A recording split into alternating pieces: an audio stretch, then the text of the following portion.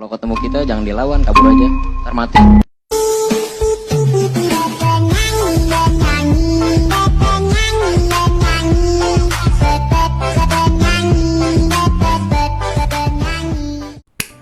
What's up guys, kembali lagi di Petruk 96 channel ya. Oke, kali ini ada segmen baru ya, yaitu bacot MotoGP ya.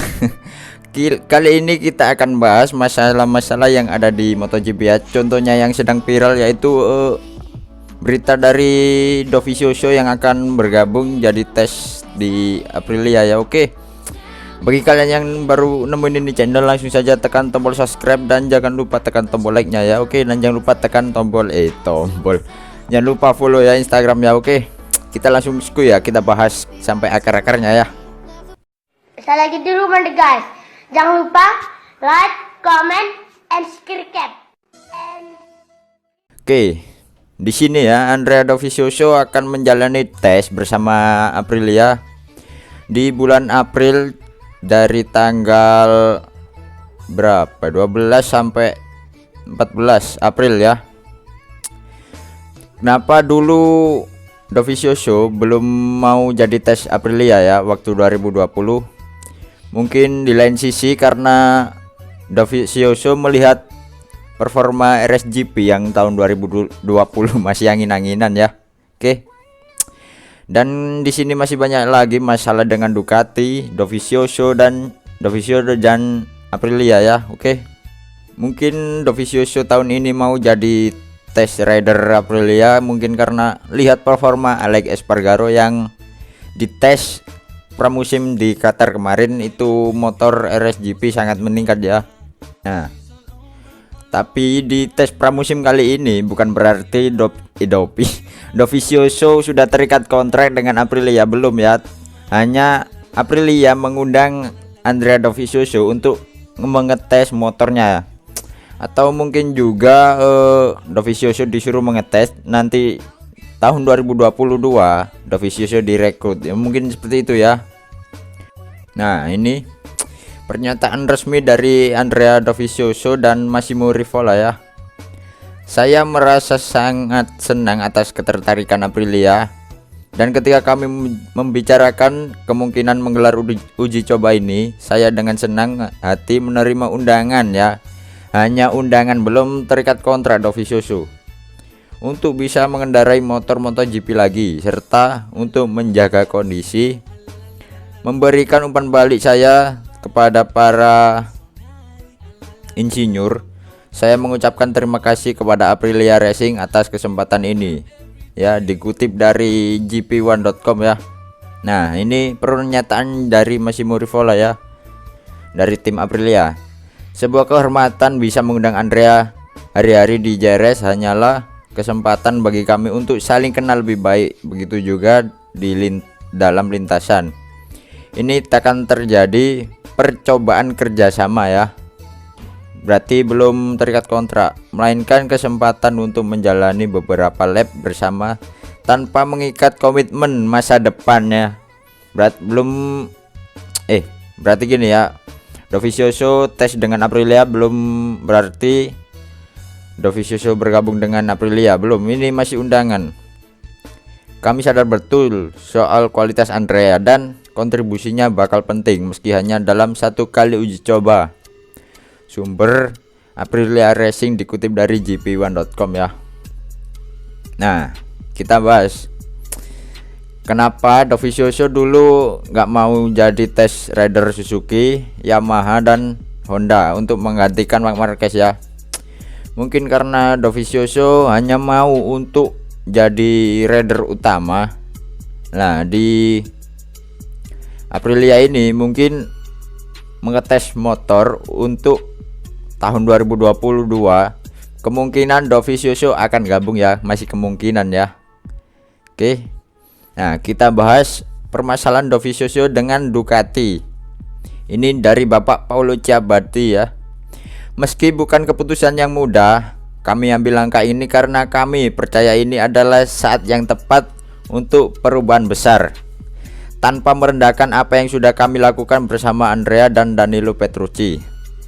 Berdasarkan berbagai alasan, bahan radikal memang dibutuhkan, ujar Ciabatti via gp1.com ya. Oke, mungkin ada spekulasi ya. Kemarin saya lihat beritanya Michel Pirro, ini bukan saya yang ngomong ya, Michel Pirro, bahwa Andrea Dovizioso itu banyak maunya. Jadi gimana ya, motor itu disetting hanya untuk Dovizioso dan rider lainnya kesulitan. Nanti kita akan bahas juga ya. Saya yakin bahwa kebijakan menghadirkan energi baru lewat rider muda di semua tim memang langkah yang tepat.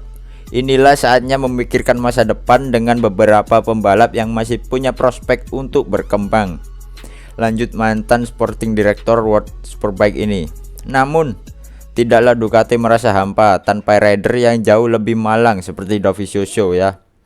Tentu Andrea sangat penting bagi Ducati. Ia meraih 14 kemenangan bersama kami. Usai Casey Stoner, rider paling sukses di atas motor kami. Dari sudut pandang ini, ia telah memberikan kontribusi sangat penting, tutur Ciabatti ya. Jadi mungkin Ducati itu suksesnya sama rider dari Italia. Kemarin Jack Miller bagus dengan rider Italia ya. Oke.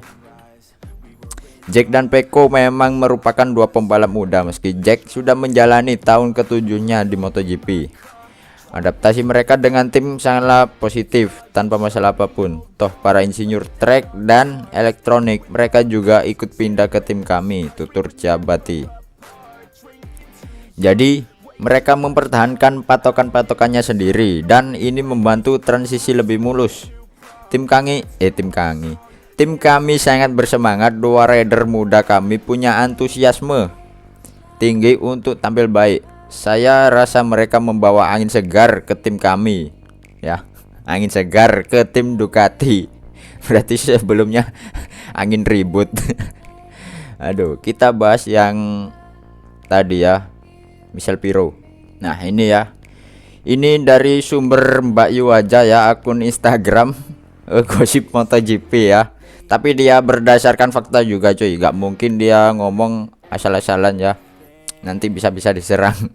Oke, kita bahas soal Michel Pirro ya, yang tadi saya sebutkan. Pirro soal betapa menuntutnya Dovizioso itu dulu. Sekarang Ducati bisa dipakai lebih luas bila dia ke Aprilia. Apa yang dia inginkan harus dipenuhi. Jadi maksud Michel Pirro ini, jadi keinginan Dovizioso tentang motor Ducati atau Desmose DC itu harus dipenuhi. Misal gini, harus gini ya. Jadi rider yang lainnya harus mengikuti Dovizioso ya. Nampaknya keputusan Ducati melepeh Dovizioso. Dovi yang selalu menuntut untuk dipenuhi maunya membuat rider lain agak kesulitan karena berbeda riding style ya. Dengan perginya para rider pabrikan lama, Ducati tampak lebih Yamaha. Motor tidak lagi didominasi para kehendak satu orang dan orang lain ya. Pirro mengakui suasana butek sudah pergi, berganti dengan suasana segar.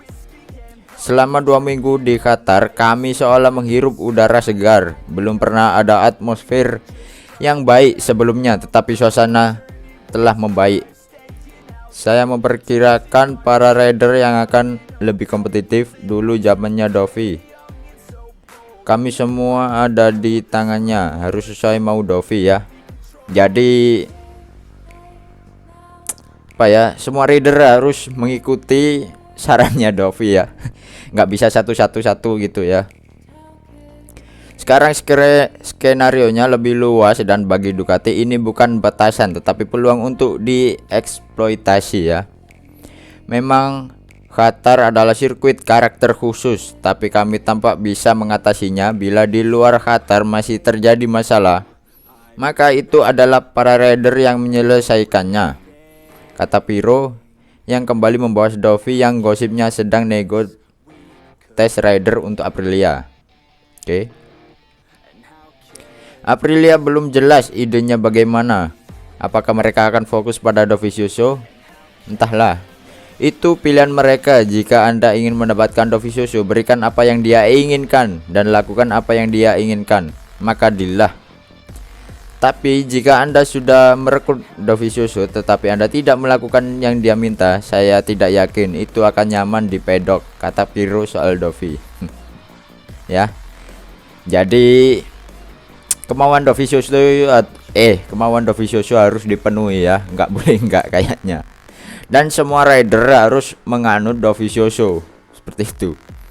Jadi ingat, Dovi sempat bilang mau ke Honda asal bla bla bla, dan Honda lebih memilih Bradle sebagai pengganti sementara sambil menyuruh yang lain yang lagi patah yaitu Marc Marquez cepetan balik track buat ya balapan lagi ya.